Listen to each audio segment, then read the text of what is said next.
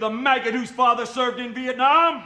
Sir, yes, sir! Outstanding! Did he have the balls to die there? Sir, no, sir! Too f***ing bad. This is Jarhead. The anti-war drama from 2005 starring Jake Gyllenhaal was released to critical acclaim and box office gold. And then something odd happened. Universal realized there was money to be made. And so they strip-mined their critical darling for quick cash and launched one of the worst movie franchises that no one seems to remember.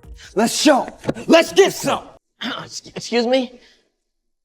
Can I get a gun yet, please? War is an evil thing, but perhaps an even greater thing is the acceptance of it, the slow metastasization of it into a banal inconvenience, how it's used to sell things. This is the slow thematic decline of Anthony Swofford's book about his time in the desert. Titled Jarhead, the book was adapted to the screen by screenwriter William Broyles Jr. and director Sam Mendes. The resulting film was a slow-burn introspective narrative about the emotional cost of attempting to wage a 20th century war in the 21st century. The core of Mendes's tonally brooding visual poem centers on how useless ground combatants are in modern warfare. I never shot my rifle. And how the jingoistic tools of manipulation and bloodlust that our government still uses to recruit young men are both outdated and damaging to everyone involved in society. Despite being based on the real-life experiences of author Anthony Swofford, the real protagonist of the film is the military-industrial complex and how it manipulates, dehumanizes, and brainwashes young men into believing in a fictionalized heroic ideal that quite simply never existed. When the film was released, it pulled in almost $30 million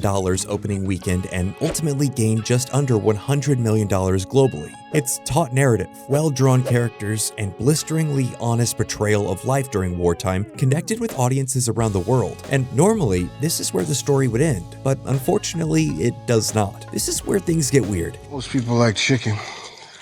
But if you want real Virginia Brunswick stew, you gotta use rabbit.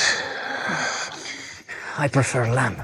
This is where the powers that be would traditionally say, "Great, we made some money. There's no more story to tell here, let's call it a day." But this was in the age when physical media was reigning supreme. So after nearly a decade of no one even passively mentioning the idea of making a sequel, Jarhead 2: Field of Fire was greenlit. The film, which stars a few B-movie actors you vaguely recognize, ultimately amounts to the exact opposite of what the original film was critiquing. Field of Fire is a dumb, straight-ahead action film. It was made in an attempt to capture the booming direct-to-DVD marketplace that had materialized in the late 2000s and early 2010s. The business model was simple. Take a name brand of film that people were dimly aware of and then crank out low-cost, high-profit margin sequels. Remember The Rock's Scorpion King movie? It was a spin-off of the Brendan Fraser Mummy movie that got 4 direct-to-DVD sequels, all starring various wrestlers and former bodybuilders, and they were successful. Were any of them good? Well, if you like watching dudes with muscles scream and wave swords around, get ready for a pizza party. It's pretty clear what happened here. Some executive or lowly producer was looking for back catalog titles that had a broad public awareness and landed on Jarhead, and so they went about turning it into one of those exploitation series, and that's exactly what it is. Field of Fire isn't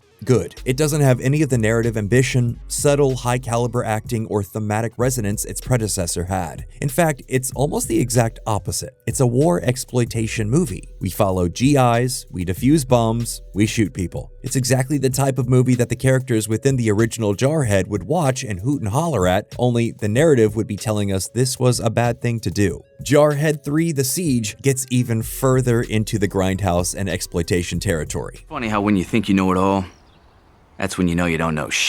Because this film, released just 2 short years after the previous one, stars the one and only Scott Adkins as Gunny Rains. Yes, his character name is literally Gunny Rains. That film follows a group of Marines protecting a US embassy when, as you'd expect, everything goes wrong. We have a siege and hundreds of bullets fired with almost no named characters getting hit. The acting feels like a mix of a 2 a.m. Skinamax film and a rejected proof of concept for a Days of Our Lives spinoff. Is Scott Adkins at least cool in this movie? Well, bear in mind that there are 2 Scott Adkins. One where he's speaking in his natural accent and is awesome, and one where he tries to do an American accent and fails. Wanna guess what type this one is? The U.S. Embassy?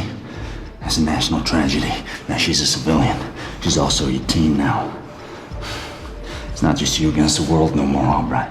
Yeah, that pretty much says it all right there. Which leads us to Jarhead 4, Law of Return. Starring Devon Sawa and featuring everyone's favorite liquid Terminator Robert Patrick as a senator, Law of Return follows a joint group of GIs and Israeli Defense Force commandos as they go beyond enemy lines in Syria to attempt a rescue mission. This film features Sawa and Patrick as father and son, and has one of the worst and most laborious exposition dumps ever put to screen. Oh, don't tell me what happened. I got it on my DVR. Made all the better by the inexplicable choice of having Devon Sawa play this scene while riding a bike in flip-flops. Just next level filmmaking, honestly. In some ways, the process of strip mining these iconic films for parts and milking them for as much money as possible is bleak. And from another perspective, it's interesting. It's an artistic exercise. Can you make something good with the deck stacked against you? The Tremors movies are weird and adventurous. Tremors 4 is basically a Western period piece which features a team-up between longtime series protagonist Michael Gross and a bootleg version Jonah Hex. Now what are they up to?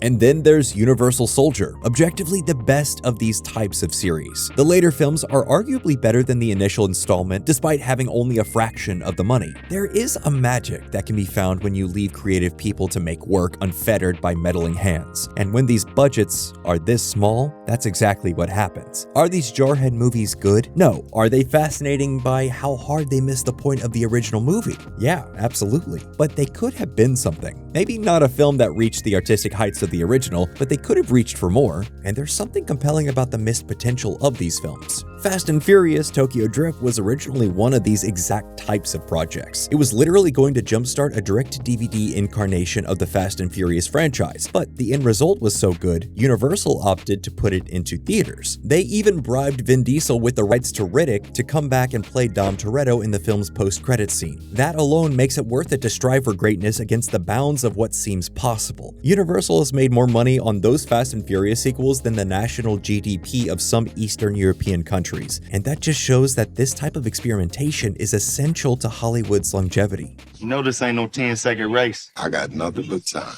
The only problem being, this avenue for young filmmakers to try out their ideas and experiment within the relative safety of this existential kiddie pool doesn't exist anymore. Physical media is dead, and making straight-to-streaming films doesn't really work the same way. Sure, Prey is almost one of these, but that movie was produced on a scale well above these films. Netflix still drops a new Tremors or Sniper movie every couple of years, but they don't make money in the same way that the physical media industry used to, and because of that, they just don't have the same cultural impact.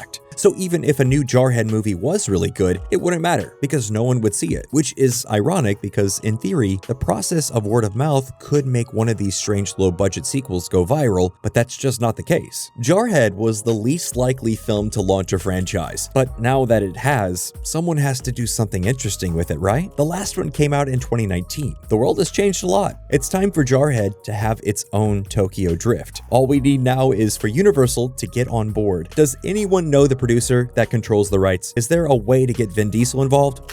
And well, that's all we have for this episode. What do you think? Are you gonna be rushing out to see any of these films anytime soon? The Sniper ones are actually pretty fun. Let us know in the comments down below what your favorite direct-to-DVD sequel is, and please remember, like and subscribe for more videos just like this.